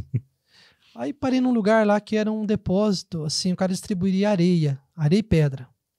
Conversei com ele, contei a explicação para ele, expliquei detalhadamente, falei, olha, aqui eu classifico areia, aqui chega o caminhão de areia lá do rio e você tem que ficar movimentando o dia inteirinho essa areia. E aí vai classificando areia fina, areia grossa, tirando os dejetos lá e tal. E que trabalhei com o cara, falei pro Sozano, o senhor daria uma licença para mim trabalhar uns dias, fazer um teste aí para me conectar com outras pessoas? Quero conhecer um pouco as pessoas, eu não vou... Como eu tô vendo que o senhor não tá com um serviço ali, muito serviço, muita demanda, eu percebi isso. E o senhor é uma pessoa cuidadosa, trabalha com bastante calma, o senhor já tem 2 filhos, tem um vaninho. Eu percebendo o meu espaço, eu sempre percebi meu espaço, sabe, Rick? Sempre tive noção assim de espaço, sempre fiquei na minha. Nunca fui foi invasivo. Nunca fui invasivo, assim, de invadir espaço de ninguém. Eu falei, eu quero me conectar. O senhor concorda comigo que eu tenho condições de buscar também coisas melhores, não é que eu esteja sendo mal agradecido. Aí essa pessoa chamou para trabalhar, Rick. Trabalhei com ele, cara, deu insolação. Cara, passei mal, me deu uma febre. Fui parar no pronto atendimento. E minha mãe sonhando comigo, cara, que eu tava no caixão. Aquele cuidar de mãe, né? Nossa, meu filho foi morar lá em Palmas, Tocantins, longe de mim e tal. Acho que dava uns 500 quilômetros, se eu não me engano. Aí o pessoal falou, olha, você foi picado por algum inseto, pode ser alguma coisa aí, como é que falava lá, febre amarela, alguma coisa assim. Cara, eu sei que tomei um soro, fiquei lá algumas horas, era para pousar, mas quando foi lá para umas 9h30, 10 horas, isso foi assim, umas 4h30, 5 horas que eu fui pronto atendimento, né? Quando foi lá para as 10 horas da noite, eu tava já em casa já, tomei um banho e tal, tinha ido no Cine, eu tenho carimbo lá na carteira do Cine de Tocantins, tá? É o cinema? O que é? Cine, é o Agência Trabalhador. Ah, o Agência Trabalhador? Agência Trabalhador lá de Tocantins. Eu tenho lá na minha carteira para provar. Rapaz, chama Cine? Se chamava Cine. Cine Tocantins. Trabalhou Sistema lá, registrado. Integrado Estado do Trabalho. Era uma coisa assim, sistema... Eu achei que era cinema. Integral do Estado do Tocantins, coisa assim. E pra gente avançar um pouco a história, Sérgio, pra gente conseguir chegar na parte da sua trajetória de corretor, mas a gente vai gravar outro. Sim. Já fica certo, vamos gravar outro pra falar das resenhas. Sim. Não vou esquecer, a gente parou lá em Tocantins, em Palmas, Não, né? mas vai ser rápido. Agora eu vou chegar aqui uma Então hora. vai. É coisa rapidão. Acelera. Chegou ali em Palmas Tocantins, fui trabalhar no Turim Palace Hotel. Foi um período bom também. Sou Hebe e a Márcia. O proprietário chamava seu Taumaturgo. Seu Taumaturgo é o nome de um ator, né? Um ator global, né? Chamava Taumaturgo Ferreira. Cara, foi muito bom, muito próspero. Aqueles hotéis da Pousada Girassóis, Hotel Victoria. Conheci lá uma pessoa maravilhosa. Ele tinha uma rede de hotel. Não. Eu procurei serviços em outros hotéis. Ah, tá. E chegou num hotel lá chamado Victoria, em Palmas, Tocantins, que os caras tinham assim, uma vestimenta igual aquele pessoal da Inglaterra. Aqueles chapéuzão, assim, sabe? Cheguei lá, parece aquele pessoal naquele traje e tal. Cheguei lá, falei, vou entrar lá, vou pedir serviço, cara. Fui lá, falei, eu gostaria de falar com o gerente. O gerente, eu nunca me esqueço, chamava Marcos. Gostaria de falar com o seu Marcos. O que o senhor quer com o seu Marcos? Falou, olha, eu quero pedir emprego para ele. Mas o senhor trouxe um currículo? Não. Mas o senhor tem que trazer um currículo. O senhor tem que ir na Agência Trabalhador. Não, mas pede para ele uma oportunidade. Fala que eu sou de Camp Norte. Eu sou um filho de agricultor, planto melancia. Eu quero só conversar com ele. Rapaz, o cara veio de lá, numa gentileza educação, colocou, cara, gostei da sua atitude, gostei da sua iniciativa. Cara, você sabia que eu sou de Uruana? Cara, tem amigos que plantam melancia. Então, cara, mas o que você veio fazer aqui? Como é que você veio parar aqui? Contei a história para ele. Rick, avançando. Que legal que foi também Palmas Tocantins. E lá em Palmas Tocantins, sempre em contato. Todos os lugares que eu morei, uma longa amizade com o Dacir, aqui de Goierê. Manteve contato. Mantive contato com ele. Aí falei, Dacir, eu tô em Palmas Tocantins, vou voltar para Goiás, saudade da mãe. Foi só um período curto, 6 meses. Ele falou, Sérgio, sempre tive planos de morar Maringá, Londrina, Umuarama. Mas Umuarama, cara, tá ardendo no meu coração. Eu quero montar um restaurante lá em Umuarama. E aí, vim para Umuarama, final de 99, trabalhei de servente pedreiro. Então você veio a convite dele. A convite dele. Antes dele inaugurar o restaurante, eu trabalhei de servente pedreiro lá no posto Maringá, frente à Copel. Rapaz, você fez quase tudo, hein? Quase tudo. Trabalhei 47 dias ali ajudando a construir aquele posto, que era do Tony, né? Tony Veloso, que era de Goerê. O cunhado do meu tio, o Maurício, lá de Quarto Centenário, que construiu o posto ali. Trabalhei 47 dias ali, um período também curto lá na Edirce Costelli Cia, até inaugurar o Minas Brasil. Inauguramos o Minas Brasil 1º de setembro de 2000. Rick, ali foi um divisor de água. Ali foi referência, hein? Cara, ali me deu visibilidade, me deu paz, me deu um porto seguro. Ali eu me conectei a pessoas, hein? Dali parti, né, depois de 1 ano e pouco, 2 anos, comecei a fazer um bom network, conhecer pessoas, né? Porque quem comia ali era alto padrão, né? Era alto padrão. Naquela época ele nichou muito pro alto padrão, né? Rick, comida boa, mas tinha um valor agregado. Servia muito, cara. Tanto que o Ratinho foi lá, né? Tanto é que o Ratinho foi lá. Aí, jogando bola, né? Meu sogro, na época, o primeiro relacionamento, o meu sogro me interagiu com o pessoal do Hotel Caiuá. E fiquei amigo lá do gerente da época, que é o Saul Debona. O Saul que é dono dos Salgadinhos Douro. Uhum. Fica aí o merchan, viu, Saul? Fazer um patrocínio aqui, entrar na revista K. O Saul, cara, muito gentil, um coração, cara. Pensa num cara comunicativo, cara com bagagem, morou também em outros países, trabalhou em vários lugares. Jogando bola com ele, ele falou: Sérgio, o dia que precisar de uma extra lá, você vai fazer no hotel? Sim, vou fazer sim uma extra. Surgiu uma vaga lá, passado um período jogando bola, ele falou: Sérgio, surgiu uma vaga para trabalhar à noite no hotel. Aí fui falar com o Dacir. Fui conquistar o Dacir, convencer ele, que ele tinha vontade de explorar um buffet para atender festa, ele tinha vontade de funcionar à noite, mas ele, em determinado momento, ele percebeu que ia ficar muito cansativo, 2 quadros funcionários. Trabalhei no hotel, aí foi um divisor de água, Rick. Caiuá. Hotel Caiuá. 2002, quem que vem pro hotel? KLB. Estourado. Estourado. Estouradíssimo. Os caras lá no hotel, aquela fissura, e eu entrar levando os alimentos lá no quarto para eles, com segurança, conversando. Camareiro? O que você fazia? Não, eu era garçom, era barman, né? Garçom, barman. Ah, tá. Era garçom, barman, mas eu, na hora que o pessoal da recepção tava muito apurado, eu ia lá, pegava os carros, eu estacionava 2 ou 3 carros. Quando era caminhonetona grande, não, mas era carrinho baixinho, eu ia lá. Já ganhava gorjeta. Já ganhava uma gorjeta e o respeito e a ajuda dos amigos. Porque quando eu tava apurado também no hotel, eles no bar, eles também vinham me ajudar, servir ali, anotar, né? Uhum. Pegava bebida e pegava no apartamento. Rick, que divisor de águas para mim Umuarama foi Minas Brasil e Hotel Caiuá.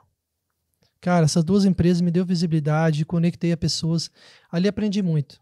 Ali me deu muita bagagem mesmo. E ali eu vi muitas histórias, muitos empresários, muitos artistas eu conheci. Paulo Luzzi, que é um empresário ali da região de Londrina, eu pedi para ele. Eu já ouvi esse nome, hein? Paulo Luzzi, busca aí na internet, no Instagram. Já ouvi esse nome. Ele que traz aí a maioria dos shows aqui para Umuarama, é o Paulo Luzzi. Ah, tá aí, eu já ouvi esse nome. Ele traz. E ele, assim, uma pessoa humilde, uma pessoa família, sabe? E ele esqueceu um item lá no hotel uma vez, acho que foi um perfume lá de marca, né? E a gente guardou para ele. Tinha um outro atendente lá também, o Alex Pirola, que é da Pirola Multimarcas. Uhum. O Alex Pirola trabalhou junto. E assim, o Alex, nossa, 1000% na comunicação no network, né? Nossa, o cara é lá pra cima no alto astral e no atendimento. Aí eu falei pro Paulo: Paulo, o Alex, você viu? O Alex guardou pra você ir lá. Então, cara, aqui você tem casa. Aqui é sua segunda casa. Se você sentir confiança, traz os artistas aqui, cara, pra gastar, pra tomar uísque e tal. Eu não posso patrocinar porque é tudo controlado a bebida. Mas se dependesse de mim, o consumo aqui era free pra vocês. Sérgio, eu vou trazer o Bruno e Marrone aqui pra você. Vou trazer aqui. Tem como fechar essa porta aqui?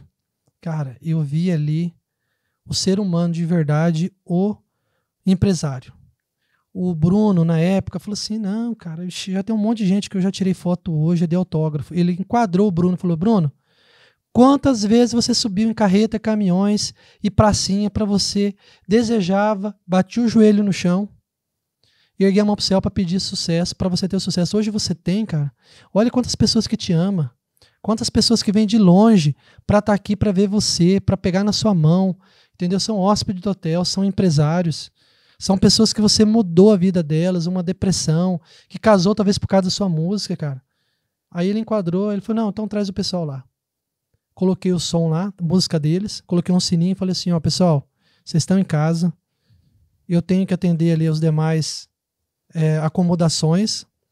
Eu vou deixar aqui tudo um pouco de cada bebida. Água mineral, energético, uísque, o Bruno no charutão, né? Eu falei, cara, vocês estão à vontade, né? Um baldinho de long neck, era Brahma Extra na época, e deixei ali pros caras uma castanhinha. Eu falei, esse aqui eu vou pagar pra eles, né? Estão começando a vida, estão precisando, eu vou pagar essa castanha aqui pra eles.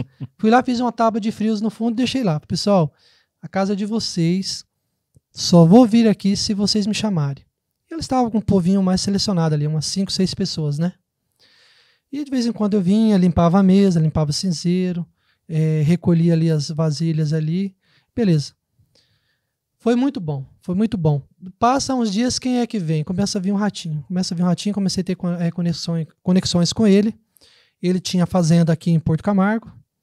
O filho começou a mexer com política e vir para a região. Rick, e pensa um povo que trouxe assim, que o Marama ganhou foi a vinda deles para cá, sabe? Uma pena não estar aqui entre nós, né? O Joninho e o Giovanei, a família Giovanei, o Júnior, o Fabiano Giovanei, são amigos, é muito próximo do Ratinho, e eu atendi, eu convivi com eles lá no hotel, então assim, eu vi o quanto eles são apaixonados e gostam de Marama, investiram em Marama, tá? Uma pena mesmo para o Marama o ocorrido. E ali, Rick, veio o pessoal do cerimonial, do presidente na época, o Fernando Henrique Cardoso. Cara, eu tava ali, Rick, conversando, interagindo, perguntando se estava tudo certo, conversando com o Coronel Domingues, conversando com a chefe cerimonial, Dona Elisa Córdoba, eu conversando como se eu fosse o dono do hotel. Com amor, com carinho. Aonde eu ia, eu trabalhava com amor, com carinho. Tudo aprendizado, tudo ensinamentos do Dacir, lá quando eu tinha 16 anos. Com aquele amor, com aquele carinho, eles falaram assim para mim, Sérgio, vai ter um evento, o Fernando Henrique, o presidente, vai vir aqui na ponte, nós precisamos de um garçom para atender. Ué, Dona Elisa, e eu? Ué, mas o senhor vai atender? O senhor não é o gerente aqui? Falou, Dona Elisa, quem dera. Eu achei que o senhor era o gerente aqui, um responsável, era filho do dono. Caramba, que legal. Olha o olhar que você conseguiu ter. Falou, Sérgio, eu vou no café da manhã, você tá lá montando o café da manhã. Eu vejo você no bar do hotel, eu vejo você na recepção, eu vejo você guardando o carro, eu achei que você era o filho do dono aqui. Ou um gerente, no mínimo um gerente aqui. Ô, Dona Elisa, muito obrigado, porque é uma empresa muito boa. Dr. Ayrton Valente, o Marlon, são pessoas assim maravilhosas. Hoje tem o Digão, tem o Rafael. Nossa, o pessoal aqui trata a gente com carinho, com respeito. O pessoal vem e pergunta o que está precisando, o que precisa para melhorar. Então, o mínimo que eu posso fazer é trabalhar com amor e carinho. Eu falei, Sérgio, você serve sim, você gostaria de atender o presidente? Ele falou, para mim seria uma honra. Caramba, cara. Fui você atendeu o homem. Fui atender o homem. Aí veio o Rams Tebet, veio outros pessoal lá, o Rafael Greca na época, né? Rapaz, o que me impressionou foi a segurança. Nós vamos daqui para lá, na passa a barreira de segurança, nós temos que descer do carro. Os homens me revistou. Você tem detector de metal. Aí revista o porta-mala do carro e todo o carro. Eu falei, Dona Elisa, por que isso? Vocês não são do governo, Sérgio? Eles têm que conferir nossas credenciais, porque assim, pode ter algum fanático, alguém para colocar alguma coisa na bebida lá, fazer um atentado. Olha para você ver. Passamos na segunda barreira também, mesma coisa. Aí já chegou na terceira barreira lá, tinha uns 4 caras lá onde eu ia ficar. Eu achei que ia fazer um monte de coisa. Eu falei, não, o senhor só vai pegar esse álcool, essa flanelinha aqui, o senhor vai polir essas taças, o senhor vai servir água mineral, suco de laranja e manga. Não deixa faltar suco de manga pro Fernando Henrique Cardoso. Ele adora, é o suco favorito dele, é o suco de manga. Ótimo, ok. Cara, que experiência. Rick, tirei foto, cadê essas fotos? Até dias atrás eu tinha credencial. Ué, naquela época, 2002. Perdeu, 23 anos atrás, não tinha negócio digital, não tinha um WhatsApp. Putz. O pessoal tirou fotos que ficaram de revelar e mandar e não mandaram e se perdeu no tempo. Beleza, passado isso, eu comecei a me conectar com o pessoal da Dimensão, o Dorival. Aí vem a história agora do corretor de imóveis. O Dorival frequentava lá nos cursos do Sebrae, Senac, Empretec, essas coisas. O Dorival, um cavaleiro, né? Um cara assim muito querido na sociedade, Surreal, né? um ser Surreal. humano diferenciado. É diferente, diferenciado mesmo. Um cara que tem o meu respeito. Foi mais um pai que Deus Agregou muito para nossa cidade, é um cara que fomentou muito nossa cidade. O setor imobiliário tem que, vamos falar assim, honrar o nome dele, porque esse cara fez diferença. Olha para você ver, você tá aqui alguns empresários que passaram por lá. O Valdir Merética, da Ilha Bela, passou por lá. O Wilson da Triângulo. Várias pessoas. Tem muita gente que passou por lá, que foi da escola, né? Acho que E o todos prosperaram, né? O Wilson acho que já foi da escola ali com o Favarão, porque a Correia e Favarão são sócios, né? Então, assim, em network, conversa com eles, eu comecei a indicar algumas pessoas para a imobiliária. A imobiliária Dimensão ficava em diagonal do outro lado da rua, no edifício Itália. As pessoas pediam ali uma locação, a gente falava que tinha imobiliária ali, as pessoas não queriam almoçar o jantar ali no hotel, queriam sair, a gente indicava o Chapelão. E depois eu conquistei a confiança do Saul. O Saul falou que eu poderia indicar aonde eu trabalhava no almoço. Então eu trabalhava das 8 às 3 no Dacir, do Minas Brasil, e das 16 à meia-noite, das 16 horas à meia-noite, dupla jornada. Dupla jornada, das 16 até a meia-noite no Hotel Caiuá. E aí o Saul falava assim: Sérgio, você fala para a pessoa que o hotel tem um serviço completo, buffet, à la carte, o melhor à la carte de Umuarama está aqui. Mas se a pessoa insistir, aí você pode falar lá. Rapaz, no outro dia no almoço, tinha lá 10, 12, 15 pessoas lá comigo almoçando, batendo papo, era muito gostoso. Que legal, cara. Que legal. O dono do hotel, né, o Marlon também, frequentava bastante lá, me deu subsídio, falou assim: Sérgio, me deu suporte. Falou: Sérgio, eu vou comprar uma churrasqueira que você está pedindo, aquela churrasqueira que girava sozinha. Cedi para os representantes comerciais de medicamento, falava para eles: arruma a galera de vocês, mas os hóspedes ficam aqui no hotel. Pode assistir jogo, pode chamar o pessoal para tocar violão, tocar piano. Tem um piano, mas quem sabe tocar piano? Rapaz, comecei a perguntar na cidade quem tocava piano. Perguntei, foi a Shirley, que trabalhava em Paris das Câmaras, irmã do Marcão. O Marcão que foi dono da Informática, foi dono do Cabanas, enfim. A Shirley ia lá tocar bem no auge ali do KLB. Aí despertou outras pessoas para ir lá tocar, rapaz. Tinha o Claudinho, tinha o Leandro Toesca, tinha outros amigos dele que ia lá. Cara, que momento mágico foi o hotel, você não tem noção. Ali no hotel... Você inovou. Fomentei, trouxe pessoas ali pro hotel, o pessoal gostava de ir lá, de frequentar. Girou pessoas lá dentro? Foi a segunda casa do pessoal. Aí o Dorival vendo tudo aquilo, chamava para tomar um happy hour, ele via energia, ele via conexão. Comecei a indicar pessoas para ele, comecei a perguntar sobre o ramo, como que era a atividade. E falou: Sérgio, mas você tá ganhando dinheiro, rapaz. Você tá tocando lá no Minas Brasil, tocando aqui. Você é parente do cara lá do Minas Brasil? Eu falei: não, eu sou funcionário. Mas, pai, mas você tá ganhando bem, então você trabalha lá de dia, lá e à noite aqui, quero vender um terreninho para você. Eu falei: não, eu tô pagando um terreno no lago. Tô pagando no lago. Daqui onde você mora, Rick, umas 7 quadras para cima. Na época eu pagava um terreninho ali. Na época acho que eu comprei por 5 mil, acabei vendendo por 8. Acabei comprando lá pro lado do Imperial. Quase dobrou. Mas foi um período curto de tempo, tá? Foi um período curto. E aí ele falou assim: Sérgio, cara, gostei de você, você atende nós no almoço, atende a gente aqui, que legal. Sérgio, tá surgindo uma vaga ali, saiu o Adriano Topa, um cara que é um filho para mim, é um filho mais velho, ele se formou em advocacia e ele quer entrar no ramo para ser corretor de imóveis. E, cara, eu vejo que você tem perfil, você quer a oportunidade? Eu falei: Dorival, mas que jeito? Tô casado recentemente, moro com o sogro e a sogra, em 2 cômodos lá no fundo. Não tirei ainda a carteira de habilitação, mas você sabe dirigir? Eu falei: sei. Pai, na roça eu dirigia trator, eu dirigia aqueles tratorzão bom, sabe, com ar-condicionado, do 296 e tal. Não, mas a minha Silverado, ela é mais macia do que um trator. Se você for querer mesmo, eu te dou a chance, eu te dou a oportunidade. Eu falei: olha, você sabe que aquele medo, a gente CLT, chega o final do mês, o dinheirinho tá ali, o senhor tá falando que corretor só ganha se vender. Eu não sei nada de vendas, como que eu vou, né? Eu falei: não, fica tranquilo, quanto que você ganha? E começou a fazer conta. Sérgio, você vender um apartamento ali no Ravel Tower, que tá ali 45 mil, você já ganha referente às 2 profissões. 5% que eu te pagar, você já ganha isso, cara. Eu tenho loteamento, eu tô crescendo, eu tive uma fase difícil, eu tive construtora, quebrei, cheguei a ficar devendo aí 1 milhão na praça, mas paguei todo mundo, graças a Deus, tô me reerguendo. E assim, cara, eu vejo potencial em você. Se você quiser, eu te dou a oportunidade. Ó, Dorival, a vontade é muito grande, sabe? Porque garçom, eu percebi não, tá nítido aqui a expressão que trabalha muito. E não convive com a família, né? Sábado, domingo, né? Não convive, você não vive com a família, vida, né? Não tem vida. E aí, Rick, passou uns 2 meses, ele veio falar, olha, o rapaz saiu, não tá mais lá comigo, você não quer fazer um teste mesmo? Vamos fazer um teste. Se você não vender, eu te arrumo para você pagar suas contas. Porque é só você e sua mulher. Você não gasta muito. Uhum. Eu falei, eu tô tirando a carteira de motorista. Ele falou, olha, fala o seguinte, você não tá confiante de dirigir a Silverado? Eu tenho uma Belina lá na locação. E você dirige a Belina. A Belina, não sei se era 84, 86, por aí, 80 e pouco. A Belinona cinza, da locação. E a gente caprichava para manter ela ali limpa, mas todo mundo usava e a gente gostava de sábado de manhã ir na área rural para tirar foto e conhecer algum sítio. O destino era isso.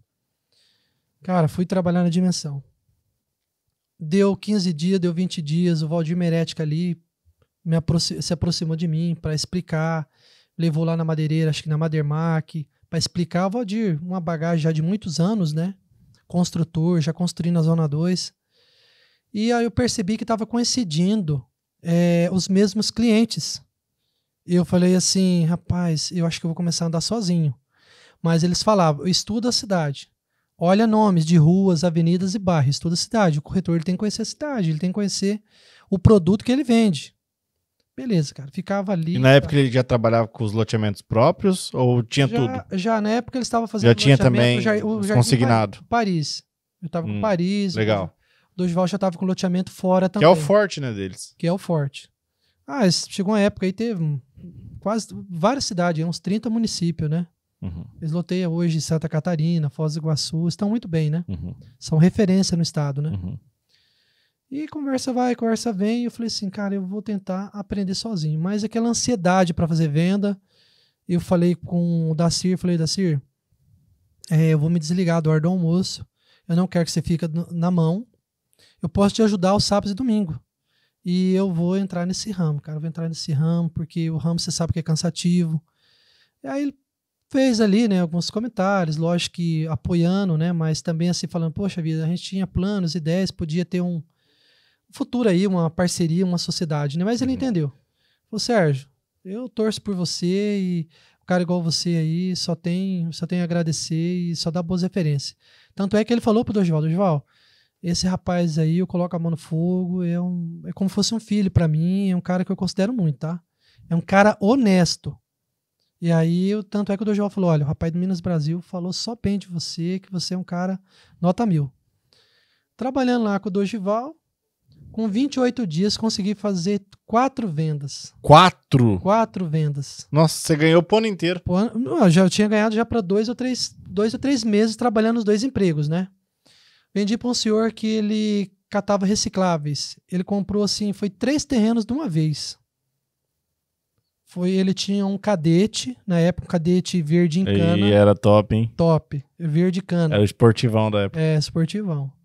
Aí essa pessoa chegou lá para comprar terreno do Sociedade com o Favarão, né? Uhum. O Jardim Paris. Fica ali do lado de Los Angeles, perto lá do Mercado Paraty. Rapaz, olha para você ver fazendo aí, ó, os merchan dos mercados aí. Falar nisso, o cara do Paraty lá é amigão meu. Chamar ele aí para entrar na revista também. Bora. Aí, Rick, a pessoa, na época, os terrenos eram na média de uns 5 mil reais os terrenos. E não vendia. E eu escutava o pessoal do Dale Carnegie, eu escutava vários cursos de venda no hotel. Eu entrava na sala de reuniões para levar salgadinho, para levar água, suco, né? E o Favarão reclamando, falando que precisava dar uma aquecida nas vendas. Eu falei assim, Favarão, o senhor ensinou para mim o seguinte, quando a pessoa querer passar um carro que é difícil do comércio, não dá desconto. Esse terreno aqui é 6 mil, o cara faz 5. Não já sai entregando. Olha, a pedida é tanto e eu vou ver com a loteadora quais são as condições. Como você pode pagar? Uhum. Como é que é a forma de pagamento? Sempre sugere. Quanto que você pode dar de entrada? O restante você quer fazer em quantas vezes? É à vista, enfim. Faz essa abordagem. Traz para negociação. Traz para negociação. Chega esse homem lá, falou assim, olha, eu tenho um cadete que vale uns 9, 10 mil reais e eu penso em trocar em 2 terrenos. Quanto está o seu terreno? Aí eu peguei e falei assim, rapaz, tem todo o preço. Ele tinha terreno ali, lá embaixo, com aterro, que tinha desnível, que ele fazia 4,5. E ele tinha uns ali de 5,5, 5,600, 6 mil reais. Se eu não me engano, era isso. Eu falei, olha, tem terreno aqui na média de 6 mil. Eu arredondei um pouquinho para cima, porque ele estava querendo um pouquinho mais caro no carro, porque o carro dele era impecável, era um carro assim, bem cuidadinho. Aí eu falei assim, o carro é do senhor mesmo? É, o carro é. E o documento, tá no nome de quem? E eu fui já orientado a perguntar, fazer aquela entrevista. Sim. Como que tá o documento? Até hoje a gente pergunta imóvel. Esse imóvel tá liberado? Tá no nome de quem, né? Até para não ter erro na negociação, né? Para não ter erro na negociação. Aí ele falou, olha, vamos lá ver o loteamento? Vamos. Aí eu apontei um terreno, apontei outro e tal. Eu sei que no pacote saiu 3 terrenos. Caramba. Foi numa média lá de uns... Acho que foi na média lá de uns 15 a 17 mil reais. Aí o Favarão falou assim, rapaz, você tá de parabéns. Você não deu desconto e deu uma solução, pegou um carro bom, só que você teve o cuidado de pedir informações de quem estava o documento do carro. O documento do carro estava no nome de um senhor aqui na cidade, um amigo, mandar um abraço para ele, Odeval Lourenço. Um amigo aí, um investidor, um cara que é produtor rural, sabe? Uma grande pessoa. E o Odeval pegou e fazia negócio com o Dorival na época. Aí o Dorival falou assim, Sérgio, o Odeval é um amigo meu. Pergunta pro Odeval se esse carro tá liberado para fazer transferência. Ligou pro Odeval, o Odeval falou, olha, tem um acertinho pequenininho para fazer, coisa assim, na época assim, uns 500 reais, mas precisa ser feito para me assinar a transferência. Cara, olha para você ver que experiência em 30 dias. Teve que fazer todo esse trâmite. Todo esse trâmite, mas beleza. Passado um período, passado alguns dias, eu estava indo trabalhar no hotel, eu me desliguei. Para não deixar ninguém na mão? Desliguei do Minas Brasil, atendi ele, preparei, treinei ali várias pessoas ali, né? Na época acho que era o Wilson, que era um garçom, um estagiário, né? Wilson. E falei assim, se precisar, eu venho te ajudar dia de sábado e domingo. Mas eu fui desligando totalmente. Naquela época atendi o Dr. Fernando Hernandes Martins, que é o delegado. Foi delegado da nossa cidade, foi em Guerê, ele foi deputado. Bem né? conhecido. Bem conhecido. Conheci ele e acabei ajeitando ele para alugar o apartamento do Favarão. Ele acabou alugando o apartamento do Favarão lá, que era o Ravel Tower. Passado um período, ele saiu e o apartamento do Favarão estava lá. O Favarão um dia reclamou, falou assim, Sérgio, eu tô com um apartamento para vender, eu preciso colocar esse dinheiro no caixa. Veio uma cliente de Autônia, chamada Solange Pacheco. Ela tinha confecção. Isso aí, se eu não me engano, já era 2003, 2004. Ela tinha um Astra. Tinha acabado, assim, estava com quilometragem baixa. Acho que estava assim com 30... Novinho. Acho que estava com 4, 5 mil km. Meio baixo mesmo. E na época, se eu não me engano, o carro era 30 mil. E aí cheguei com o Favarão. O Favarão falou assim, Sérgio, o apartamento ali está circulando na faixa aí de 52 e 54 mil. Cara, eu faço até 50 mil lá no dinheiro. Transferência bancária eu faço. Aí falei pro Favarão, a pessoa tem um carro assim, um carro novo. E ele fez jeito de pegar, gostou do carro. Beleza. Mais uma venda pro currículo. Cara, ali eu fiquei... Primeiro mês já foi fofo. Aí eu fiquei fofo, hein? Fiquei ali. Mas o começo da profissão, a gente verdão, simples, matutão da roça ainda, esse jeitão goiano, falo até hoje demais. A gente acaba confiando nas pessoas. A gente fala para ser informativo, para mostrar para as pessoas que as coisas estão acontecendo. Quando eu me deparo com uma pessoa que fala, poxa vida, o Marama não sei o quê, o Marama não sei o quê. Eu falei, cara, mas você parou para pensar quantos condomínios tem o Marama? O Marama até poucos dias atrás... O Marama tem muita oportunidade. Rapaz, o Marama tem 14, 15 condomínios, vai ser mais 2. O grupo lá, o Fernando Scanavaca, vai lançar mais um com a dimensão. O pessoal lá, o Misael Cardoso, né? O pessoal vai lançar mais um outro condomínio, junto lá com o pessoal, com o Paulo Sérgio, né? Então, assim, o Marama tem de muitas oportunidades. Então, quando eu vejo isso, aí eu falo, olha, foi negociado isso, foi negociado aquilo, etc e tal. E no começo da profissão, muita gente torcendo por mim, me informava. E essas informações caía na mão daqueles que não era de compartilhar e dividir, levava proveito, né? Mas assim, eu nunca fui assim de soltar alguma informação que prejudicasse lá o meu grupo, a minha empresa. O pessoal de fora tirava um pouquinho de sarro em nós. Falava assim, Sérgio, vocês trabalham lá na Dimensão, vocês não sabem que o Dorival fechou tal parceria? Não. Ah, você não está sabendo que o Dorival é lotear em Perobal? Não. Ah, você não está sabendo que o Dorival comprou aqui na saída aqui para Serra dos Dourados? Não estou sabendo não. Mas você trabalha aí no SAP? O pessoal não é de comentar muito, né? Então, assim, era para a gente atender, trazer novos clientes, atender os produtos que estavam aqui na cidade. Na região, não era o nosso foco. Ele não queria que a gente trabalhasse na região porque ele tinha outros corretores, ele tinha um cara mais da confiança dele, que era o Valdir na época. O Valdir foi trabalhar lá em Assis Chateaubriand, Palotina, em outras regiões. Sei que a gente trabalhou ali muito, foi muito próspero, um aprendizado. O Dorival levou eu lá para o posto Itamaraty, falou assim, olha, esse rapaz trabalha comigo, é uma pessoa da minha confiança, pode abrir crediário para ele. Ele vai abastecer aqui. Cara, se ele não pagar, toda a confiança dele em si. Toda a confiança. Cara, o Dorival pegou na mão e no colo. Me deu nome, me deu credibilidade, me deu uma profissão também.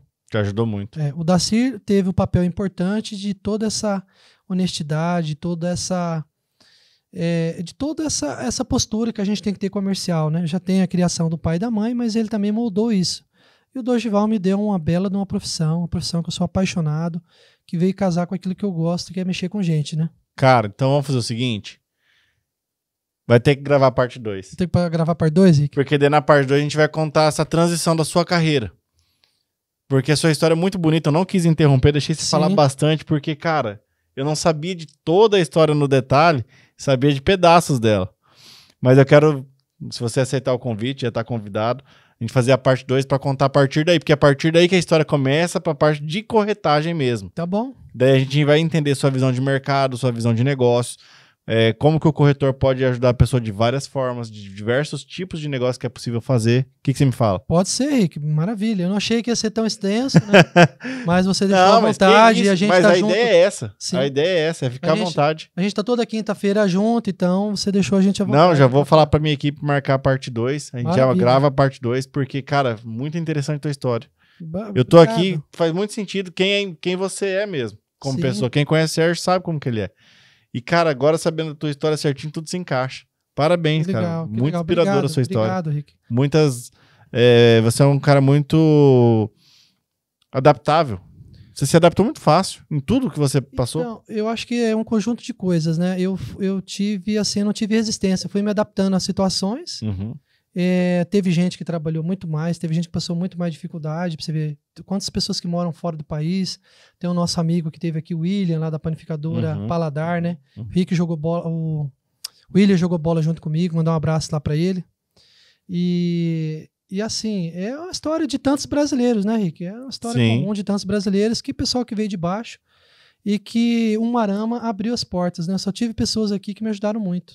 Cara, mas... Fica pra segunda parte, então. Fechou. Tá bom? Agradecer novamente aí o pessoal da Filatubene, a marca que veste líderes. Obrigado, Léo. Obrigado, Rosiclay. Veste aí também o Sérgio Marques, meu amigo aí, ó, também contribuindo com o podcast. E agradecer o Cláudio Bolos Doces Salgados. Inclusive, fica à vontade aí, come alguma coisinha aí, tá, Sérgio? Com certeza. E até a parte 2. Valeu! Agradecer também o pessoal também do BNI, mandar um abraço pra todo mundo do BNI. Verdade. Inclusive, pessoal, amanhã um abraço tá pra lá. vocês. Amanhã cedinho. Amanhã cedinho. Valeu! Um abraço.